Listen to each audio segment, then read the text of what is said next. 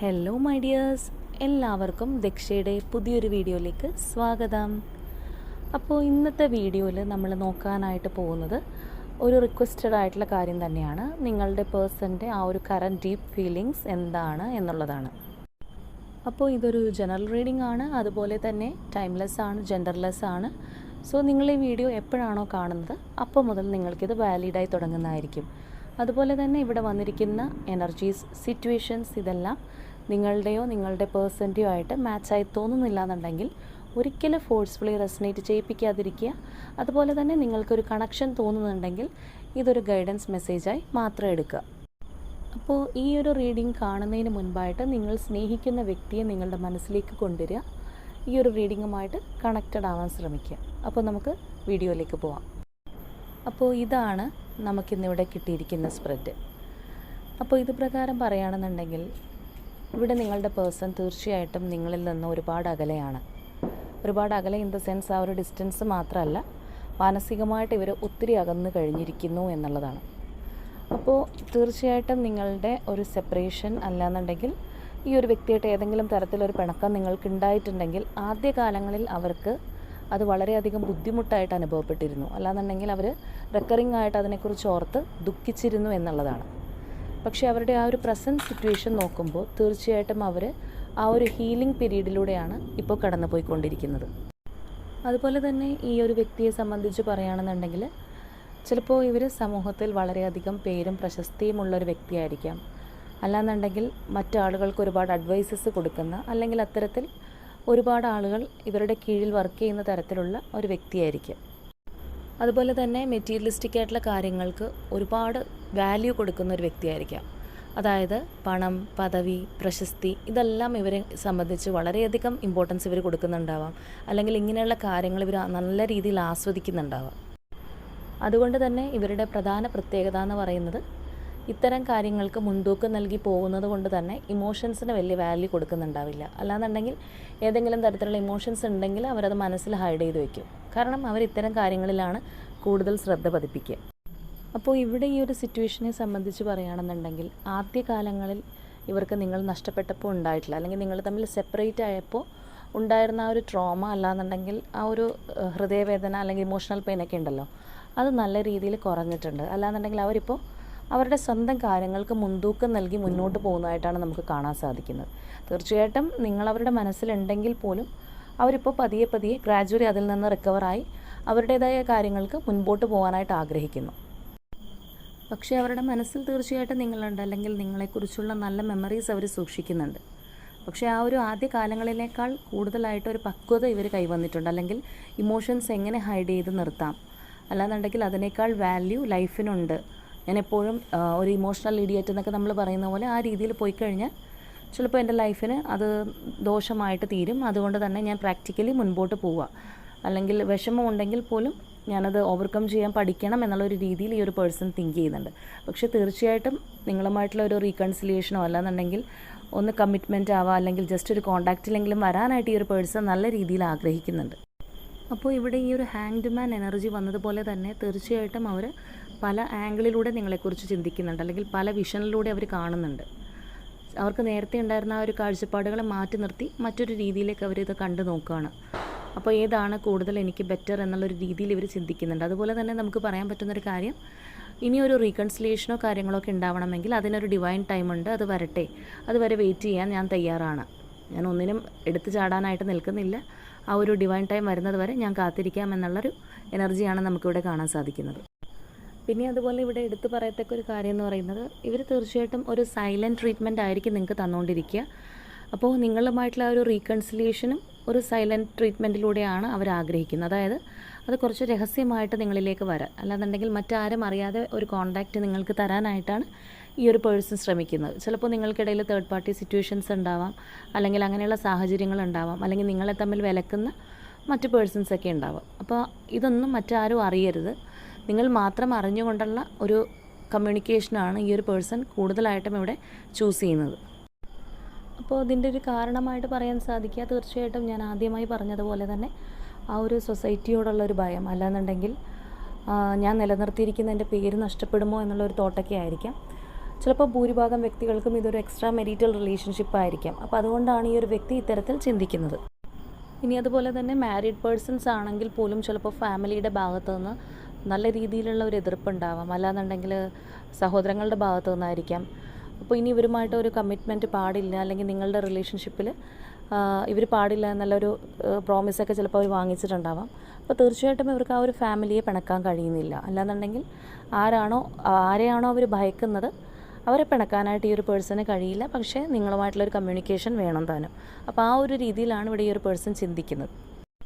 അതായത് ഒറ്റവാക്കിൽ പറയുകയാണെന്നുണ്ടെങ്കിൽ ഉത്തരത്തിലുള്ളത് എടുക്കാൻ വേണം, കക്ഷത്തിലുള്ളത് പോകാനും പാടില്ല എന്ന് പറയുന്ന പോലത്തെ ഒരു എനർജിയാണ്. അവർക്ക് നിങ്ങളുമായിട്ടുള്ളൊരു കമ്മിറ്റ്മെൻറ്റ് വേണം, നിങ്ങളെ അവർക്ക് ഇഷ്ടമാണ്, അവരെ സന്തോഷിപ്പിക്കുന്ന വ്യക്തിയാണ് നിങ്ങൾ. പക്ഷേ ഓപ്പോസിറ്റ് സൈഡ് നിൽക്കുന്ന ആ ഒരു സാഹചര്യവും അവർ മുറുകെ പിടിക്കുന്നുണ്ട് എന്നുള്ളതാണ്. ഇനി നിങ്ങളുടെ പ്രസൻറ്റ് ലൈഫ് ഇങ്ങനെയാണ്, അല്ലാന്നുണ്ടെങ്കിൽ നിങ്ങളുടെ വ്യക്തി നിങ്ങളെക്കുറിച്ച് ചിന്തിക്കുന്നത് ഇങ്ങനെയാണ്. അപ്പോൾ നിങ്ങൾക്കും അറിയാമായിരിക്കും സാഹചര്യം എത്തരത്തിലാണ് എന്നുള്ളത്. അപ്പോൾ എല്ലാവരുടെയും ഒരു സാഹചര്യം ഇങ്ങനെ ആവണമെന്നില്ല, കുറച്ച് പേരുടേതായിരിക്കും. അപ്പോൾ നിങ്ങൾക്കിത് കേൾക്കുമ്പോൾ തന്നെ അറിയാമല്ലോ നിങ്ങളുടെ എനർജി ആണോ അല്ലെങ്കിൽ നിങ്ങളുടെ പേഴ്സൻ്റെ എനർജി ആണോ എന്നുള്ളത്. പക്ഷേ ഇങ്ങനെയൊക്കെയാണെന്നുണ്ടെങ്കിലും തീർച്ചയായിട്ടും ഇവിടുത്തെ ഏറ്റവും വലിയ സ്പെഷ്യാലിറ്റി എന്ന് പറയുന്നത് നിങ്ങൾ തമ്മിലൊരു പാസ്റ്റ് ലൈഫ് കണക്ഷനുള്ള വ്യക്തികളാണ്. അല്ലാന്നുണ്ടെങ്കിൽ ആ ഒരു മുജ്ജന്മ ബന്ധം തീർച്ചയായിട്ടും നിങ്ങളുടെ റിലേഷൻഷിപ്പിനെ ശക്തമാക്കുന്നു എന്നുള്ളതാണ്. അതുകൊണ്ട് തന്നെ നിങ്ങൾ എത്രത്തോളം ഇതിൽ നിന്ന് വിട്ടുപോരാൻ ആഗ്രഹിച്ചാലും നിങ്ങൾക്ക് കഴിയുന്നില്ല. നിങ്ങളുടെ പേഴ്സണും ഇവിടെ സംഭവിക്കുന്ന അത് തന്നെയാണ്. അവരും ചിലപ്പോൾ ചിന്തിക്കുന്നുണ്ടാവാം, ഞാൻ വളരെ പ്രാക്ടിക്കലി തിങ്ക് ചെയ്യുന്ന വ്യക്തിയാണ്, അല്ലാന്നുണ്ടെങ്കിൽ എൻ്റെ ലൈഫിൽ ഇതിനു മുൻപ് റിലേഷൻഷിപ്പ് ഉണ്ടായപ്പോൾ ഞാൻ ഇതുപോലെ സ്റ്റിക്ക് ഓൺ ചെയ്തിട്ടില്ലല്ലോ, പക്ഷേ ഇപ്പോൾ എന്തുകൊണ്ട് എനിക്കിത് മറക്കാൻ പറ്റുന്നില്ല, അല്ലാന്നുണ്ടെങ്കിൽ എനിക്കിത് വിടാൻ പറ്റാത്തത് എന്തുകൊണ്ടാണ് എന്ന് ഈ ഒരു പേഴ്സണ് ശരിക്കും പറഞ്ഞാൽ നല്ല രീതിയിൽ ചിന്തിക്കുന്നുണ്ടാവും. അപ്പോൾ ചിലപ്പോൾ നിങ്ങളിൽ ചിലരുടെയെങ്കിലും ഒരു എനർജി എന്ന് പറയുന്നത് ആ ഒരു ട്വിൻ ഫ്ലെയിം കണക്ഷൻ ആയിരിക്കാം. നിങ്ങളുടെ പാസ്റ്റ് ലൈഫ് കടന്നു പോയിരിക്കുന്നത് ആ ഒരു ട്വിൻ ഫ്ലെയിം ജേർണിയിലൂടെ തന്നെ ആയിരിക്കാം. അപ്പോൾ എല്ലാവരുടെയും അങ്ങനെയാണെന്ന് നമുക്ക് പറയാൻ പറ്റില്ല. അപ്പോൾ തീർച്ചയായിട്ടും കുറച്ച് വ്യക്തികളുടെ ആ ഒരു തരത്തിലാവാനുള്ള സാഹചര്യമുണ്ട്. അതുപോലെ തന്നെ മറ്റൊരു കാര്യം എന്ന് പറയുന്നത് പലപ്പോഴും ഈ ഒരു വ്യക്തി നിങ്ങളിലേക്ക് അടുക്കാനായി തുടങ്ങുമ്പോൾ, അല്ലാന്നുണ്ടെങ്കിൽ ചിലപ്പോൾ ബ്ലോക്ക് ചെയ്തൊക്കെ വെച്ചിരിക്കുകയാണ്, ഒരു തരത്തിലും കമ്മ്യൂണിക്കേഷനൊന്നും ഇല്ലയെന്നുണ്ടെങ്കിൽ ആ ബ്ലോക്കെല്ലാം മാറ്റി ഒന്ന് സംസാരിക്കാം എന്നുള്ളൊരു ലെവലിലേക്ക് എത്തുമ്പോൾ തന്നെ തീർച്ചയായിട്ടും മറ്റൊരു വ്യക്തിയുടെ സാന്നിധ്യം നമുക്കവിടെ അറിയാൻ സാധിക്കുന്നുണ്ട്. അല്ലാന്നുണ്ടെങ്കിൽ മറ്റൊരു വ്യക്തി അത് തടസ്സപ്പെടുത്തുന്നുണ്ട്, അല്ലാന്നുണ്ടെങ്കിൽ ഇവർ ഉപദേശിക്കുന്നുണ്ട്. തീർച്ചയായിട്ടും ഇവരുടെ ലൈഫിൽ അത്രത്തോളം സ്വാധീനമുള്ളൊരു വ്യക്തി തന്നെയാണ്. അപ്പോൾ ആ ഒരു അഡ്വൈസ് അവർ പറയുന്നത് നിങ്ങളുടെ പേഴ്സൺ കേൾക്കുന്നതായിട്ടും നമുക്കിവിടെ കാണാൻ സാധിക്കും. അപ്പോൾ ഇവിടെ നമുക്ക് എല്ലാവർക്കും തന്നെ അറിയാം, തീർച്ചയായിട്ടും വളരെ ഒരു ചുരുങ്ങിയ ശതമാനം വ്യക്തികൾ മാത്രമേ ഉള്ളൂ അവരുടേതായ ഒരു ഡിസിഷൻ എത്ര പേര് അപ്പുറത്ത് നിന്നവരെ തടഞ്ഞാലും, അല്ലെങ്കിൽ എത്ര പേര് അതിന് എതിര് നിന്ന് കഴിഞ്ഞാലും സ്വന്തം ഇഷ്ടത്തിന് മാത്രം വാല്യൂ കൊടുത്ത്, അല്ലാന്നുണ്ടെങ്കിൽ എൻ്റെ തീരുമാനമാണ് ശരി, അല്ലെങ്കിൽ ഞാൻ മറ്റൊരാൾക്ക് വാക്ക് കൊടുത്തിട്ടുണ്ടെങ്കിൽ അത് ആർക്ക് വേണ്ടിയും ഞാനത് പാഴാക്കി കളയില്ല എന്ന് ചിന്തിക്കുന്ന വളരെ ചുരുങ്ങിയ ശതമാനം വ്യക്തികൾ മാത്രമേ ഉള്ളൂ. ബാക്കി ഭൂരിഭാഗം വ്യക്തികളും അവർക്കൊരു താല്പര്യമുണ്ട് അല്ലെങ്കിൽ ഇഷ്ടമുണ്ടെങ്കിൽ പോലും, അത് ഈ ഒരു കാര്യത്തിൽ മാത്രമല്ല, ഏത് കാര്യം അവരുടെ ലൈഫിൽ വന്നു കഴിഞ്ഞാൽ പോലും മറ്റൊരാളുടെ ഇൻഫ്ലുവൻസ്, അല്ലെങ്കിൽ ഒരു കാര്യം നമ്മളിപ്പോൾ ജസ്റ്റ് വാങ്ങാൻ പോകുമ്പോൾ പോലും ഇത് കൊള്ളില്ല, ഇതിനേക്കാൾ നിനക്ക് നല്ലത് അതാണെന്ന് പറയുമ്പോൾ പെട്ടെന്ന് മൈൻഡ് ഡൈവേർട്ട് ചെയ്യുന്ന വ്യക്തികൾ തന്നെയാണ് പലരും. അപ്പോൾ ഇവിടെയും തീർച്ചയായിട്ടും നിങ്ങളുടെ പേഴ്സണെയും പുറകോട്ട് വലിക്കുന്ന, അല്ലാന്നുണ്ടെങ്കിൽ അവരുടെ ആ ഒരു സ്നേഹം അവർക്ക് പുറത്തേക്ക് വരാൻ തുടങ്ങുന്നൊരു സമയത്ത് അതിനൊരു തടയിട്ട് പോകുന്നൊരു വ്യക്തി നിങ്ങളുടെ ലൈഫിലുണ്ട്. അപ്പോൾ നിങ്ങളിൽ കുറേ പേർക്കെങ്കിലും അറിയാൻ സാധിക്കും ആരാണ് ആ ഒരു വ്യക്തി എന്നുള്ളത്. ചിലവർക്ക് അൺനോൺ ആയിരിക്കും. അപ്പോൾ എങ്ങനെയാണെന്നുണ്ടെങ്കിലും ഇതുപോലുള്ളൊരു അഡ്വൈസ് നിങ്ങളുടെ പേഴ്സൺ കേൾക്കുന്നുണ്ട്. ആ ഒരു അഡ്വൈസ് കേൾക്കുന്നത് കൊണ്ട് തന്നെയാണ് പലപ്പോഴും ഇവരൊന്ന് പുറകിലേക്ക് പോയിക്കൊണ്ടിരിക്കുന്നത്. ഇനി അതുപോലെ തന്നെ നിങ്ങളിൽ ചിലർക്കെങ്കിലും ഇത്തരത്തിൽ എനർജിയുള്ള പേഴ്സണാണ് നിങ്ങളുടേതെങ്കിൽ അവരിൽ നിന്നൊരു കോൺടാക്റ്റ് കിട്ടിയിട്ട്, അല്ലെങ്കിൽ നല്ല രീതിയിലൊന്ന് സംസാരിച്ച് തുടങ്ങിയിട്ട് ഇവർ വീണ്ടും തിരിഞ്ഞു പോകുന്നതായിട്ട് നിങ്ങൾക്ക് കാണാൻ സാധിക്കും. അല്ലാന്നുണ്ടെങ്കിൽ നിങ്ങൾ തന്നെ വിചാരിക്കുന്നുണ്ടാവും, ഇവർ നല്ല രീതിയിലൊന്ന് മിണ്ടി വന്നതാണല്ലോ, എന്നിട്ട് ഇവർക്ക് ഇതെന്ത് പറ്റി, വീണ്ടും ഇവർ ബ്ലോക്ക് ചെയ്ത് പോയത് എന്തിനാണ്, അല്ലെങ്കിൽ ഇപ്പോൾ എന്തുകൊണ്ട് എൻ്റെ മെസ്സേജസിന് റിപ്ലൈ തരുന്നില്ല, ആ രീതിയിൽ നിങ്ങൾ ചിന്തിക്കുന്നുണ്ടാവാം. കാരണം തീർച്ചയായിട്ടും അവർ ആ താല്പര്യത്തോടു കൂടി നിങ്ങളിലേക്ക് വരുമ്പോൾ തന്നെ മറ്റൊരാളുടെ ഒരു മറ്റൊരാളുടെ ഒരു അഡ്വൈസ് കേട്ട്, അല്ലാന്നുണ്ടെങ്കിൽ അവർ പറയുന്നതാണ് കൂടുതൽ ശരി എന്ന് വിചാരിച്ച് വേഗം തന്നെ അവരുടെ ഒരു ഡിസിഷൻ തെറ്റാണെന്ന് കരുതി പിന്നിലേക്ക് പോയിക്കൊണ്ടിരിക്കുകയാണ്. അപ്പോൾ ഇവിടെ നിങ്ങളുടെ ആ ഒരു സിറ്റുവേഷൻ ഇങ്ങനെയാണ്, അല്ലാന്നുണ്ടെങ്കിൽ നിങ്ങളുടെ പേഴ്സൻ്റെ എനർജി ഇത്തരത്തിലാണ് എന്ന് നിങ്ങൾക്ക് തോന്നുന്നുണ്ട്. അതുപോലെ തന്നെ ഞാൻ പറഞ്ഞ പോലെ കുറച്ച് പേർക്കെങ്കിലും ഇങ്ങനെ ഒരു കമ്മ്യൂണിക്കേഷൻ കിട്ടി, നിങ്ങൾ അവർ ഒന്ന് കമ്മിറ്റ്മെൻറ്റിലേക്ക് വന്നല്ലോ എന്ന് വിചാരിച്ച് സന്തോഷിച്ചിരിക്കുമ്പോൾ തന്നെ ഈ ഒരു പേഴ്സൺ വീണ്ടും ആ ഒരു സംസാരം നിർത്തി പോയതായിട്ട് നിങ്ങൾക്ക് ഫീൽ ചെയ്തിട്ടുണ്ടോ? അങ്ങനെയുള്ള കാര്യങ്ങളൊക്കെ ഉണ്ടായിട്ടുണ്ടെങ്കിൽ തീർച്ചയായിട്ടും കമൻസിലൂടെ പറയാം. അപ്പോൾ അതുകൊണ്ട് തന്നെയാണ് തീർച്ചയായിട്ടും പലപ്പോഴും ആ ഒരു കിങ് ഓഫ് ഫയർ എനർജിയിൽ വന്നിട്ട് ഇവരപ്പോൾ തന്നെ ആ ഒരു കിങ് ഓഫ് എയർ എനർജിയിലേക്ക് പോകുന്നതിൻ്റെ കാര്യം അതാണ്. കാരണം അത്രത്തോളം ഒരു പാഷനേറ്റ് ആയിട്ടാണ് നിങ്ങളിലേക്ക് വരുന്നത്. അല്ലാന്നുണ്ടെങ്കിൽ ആ ഒരു എന്താ പറയുക, വൈബ്രൻ്റ് ആയിട്ടുള്ള അല്ലെങ്കിൽ ലൗഡായിട്ടുള്ള ഒരു എനർജി, ആ ഒരു സ്നേഹത്തോടു കൂടിയാണ് നിങ്ങളിലേക്ക് വരാൻ ആഗ്രഹിക്കുന്നത്. പക്ഷേ അപ്പം തന്നെ അത് മാറി ആ ഒരു ഇമോഷൻസ് എല്ലാം സ്റ്റക്കായിട്ട് കുറച്ചും കൂടി പ്രാക്ടിക്കലായി തിങ്ക് ചെയ്ത് എൻ്റെ ലൈഫ് ഇങ്ങനെയല്ല വേണ്ടത്, ഞാൻ എടുത്ത തീരുമാനം ചിലപ്പോൾ തെറ്റായിരിക്കും എന്ന് വിചാരിച്ച് ആ ഒരു ഇമോഷൻസ് കൺട്രോൾ ചെയ്യുന്ന രീതിയിലേക്ക് മാറിക്കൊണ്ടിരിക്കുന്നത് അതുകൊണ്ട് തന്നെയാണ്. പക്ഷേ ഇങ്ങനെയൊക്കെയാണ് സിറ്റുവേഷൻ എങ്കിലും തീർച്ചയായിട്ടും ആരൊക്കെ നിങ്ങളുടെ റിലേഷൻഷിപ്പിനിടയിൽ വന്നാലും, അല്ലാന്നുണ്ടെങ്കിൽ നിങ്ങൾ തമ്മിൽ അകറ്റാൻ വേണ്ടി ശ്രമിക്കുക, അല്ലാന്നുണ്ടെങ്കിൽ ആ ഒരു പേഴ്സണോട് നിങ്ങളെക്കുറിച്ച് ഗോസിപ്പിംഗ് പറഞ്ഞു കൊടുക്കുക, എങ്ങനെയാണെന്നുണ്ടെങ്കിലും ഇവരാരും വിചാരിച്ചാൽ നടക്കാത്തൊരു കാര്യം എന്ന് പറയുന്നത് നിങ്ങളെ തമ്മിൽ സെപ്പറേറ്റ് ചെയ്ത് എന്നേക്കുമായി നിർത്തുക എന്നുള്ളൊരു കാര്യമാണ്. കാരണം ഇവിടെ നിങ്ങൾ തമ്മിലുള്ള ആ ഒരു പാസ്റ്റ് ലൈഫ് കണക്ഷൻ അത്രത്തോളം ശക്തമാണ്. അപ്പോൾ ഇതുപോലെ ഇടയ്ക്കിടയ്ക്ക് ചില താൽക്കാലികമായിട്ടുള്ള പിരിമുറുക്കങ്ങൾ നിങ്ങൾക്ക് രണ്ടുപേർക്കും തരാൻ, അല്ലെങ്കിൽ നിങ്ങളുടെ വ്യക്തിയെ ഒന്ന് കൺഫ്യൂസ് ചെയ്യിപ്പിക്കാൻ, നിങ്ങളെ ഒന്ന് മനോദുഃഖത്തിലാഴ്ത്താൻ, ഇതൊക്കെ മാത്രമേ ഇവരെ കൊണ്ട് സാധിക്കുകയുള്ളൂ.